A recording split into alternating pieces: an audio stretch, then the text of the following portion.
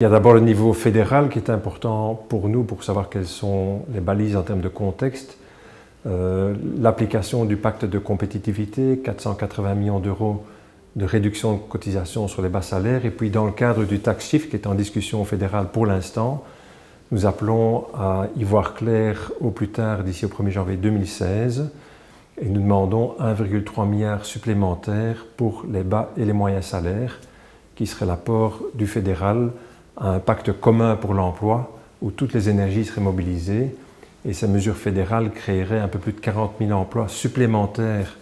en Belgique, dont plus de 11 000 en Wallonie. La région wallonne a une très belle opportunité puisqu'elle a déjà aujourd'hui des aides à l'emploi qui existent au niveau de la région wallonne et puis il y a toute une série de nouvelles compétences qui viennent du fédéral en matière d'aide à l'emploi. Et donc c'est une opportunité pour réfléchir à ces aides à l'emploi et avoir une architecture qui soit beaucoup plus simple à la fois pour les entreprises mais aussi pour les travailleurs et pour leur permettre un accès à l'emploi. Alors, autour de quels éléments s'articulent nos propositions? La première chose, c'est de pouvoir aider les jeunes qui arrivent sur le marché de l'emploi, qui sortent de l'école et qui souvent sont confrontés à un paradoxe, c'est que les employeurs ne souhaitent pas les engager parce qu'ils n'ont pas d'expérience et ils n'ont pas d'occasion de pouvoir acquérir cette expérience parce qu'ils n'ont pas accès au marché de l'emploi. Et donc ce que l'on souhaite, c'est que les jeunes qui sortent de l'école puissent avoir un taux de cotisation à 0% dès l'entrée sur le marché du travail. Ça, c'est un premier élément. Le deuxième élément, c'est de pouvoir avoir des aides à l'emploi pour les jeunes qui n'ont pas trouvé un emploi après 18 mois sur le marché de l'emploi et de leur donner un réel tremplin vers le marché du travail